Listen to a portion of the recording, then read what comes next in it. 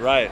You know, this is not just an event with 40,000 people here at WonderCon, and sci-fi is not just a niche market anymore. No. It's online everywhere. It's the one market, really, you could be 8 years old, you can be 80 years old, and you can come here and get together and share in some of the same kinds of likes. I mean, there's so much for everybody here, and if you go to a sci-fi convention, really very few places can the whole family come and find something for everybody. And like I said, here, everything stimulates the imagination, it opens your mind, it makes you think, opens your heart, and it gives you so many wonderful things to play with. So I mean, what's not to like at a sci-fi convention? It's the Disneyland of 40 years ago.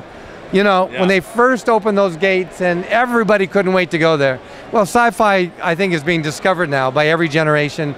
And again, the older generation and the younger generation can come together here and really have a good time together. So, yeah. So tell us more about your books that you've done, your BSG books, some of your original work. I've done a whole bunch of Battlestar stories and books for iBooks. I've done 7 books taking the original series, Battlestar series, 25 years into the future, following where the actors would be, where the characters would be with a whole new generation born in space.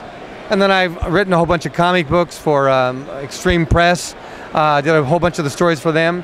And then I get asked to do all kinds of stuff, like this is a compendium, so say we all. Cool. Unauthorized, which makes it more interesting, of thoughts and opinions on Battlestar, the mythology, the universe, the politics, the religion, everything about Battlestar, old and new. Some of the most provocative writers really delving into the Battlestar mythos and universe. So I got to edit and write 2 articles in here and edit all the other articles. So get a chance, pick this up, you'll love it.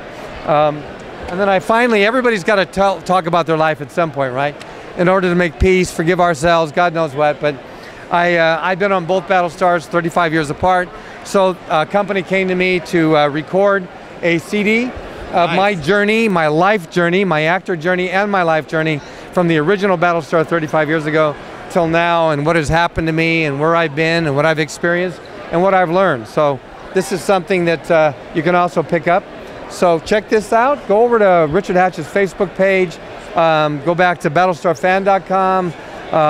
There's many places you can go and find out about how to get hold of this CD. So if you're interested, you know, I teach and lecture all over the country, and so much of art is a metaphor for everybody, right? Whether you are into a particular story or not. And so I think the actor's life, in a sense, we're facing the insecurities of never knowing what's going to happen next.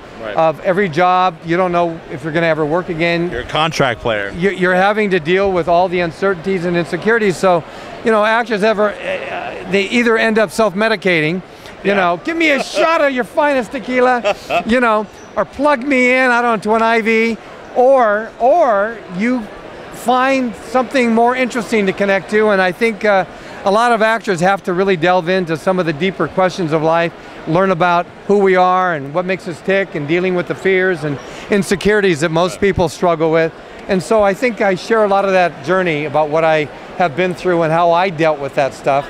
And I also teach workshops and seminars on how to really move into the marketplace, leverage your talents and abilities in a more successful, fulfilling way. So I share some of that in here, but my workshops that I do all over the world help people, I think, to unlock that talent, that ability, and find your place in the world. We all have a place in the world. You just have to find it. But it takes a little courage to stop running, stop trying to fit in, and find out who you are and find out how to translate your unique talent into the world. I love that. So you've taken this celebrity and this success and turn around and giving back and helping other people. I've been teaching my whole life. I think we're all teachers. I think we share the journey that we've all been on, whatever we've learned the hard way.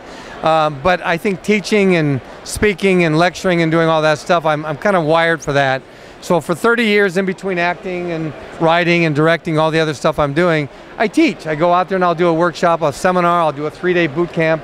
I do cruises where I'll host a whole bunch of people from all over the world, and I'll do my workshops on there. That's amazing. I do one-on-one life coaching because it's just part of who I am. I want to see more of people's talent and gifts out in the world. Too many people, like Thoreau said, are living lives of quiet desperation, feeling like you're not recognized, you're not doing what you really know you can do, feeling like the world doesn't see you.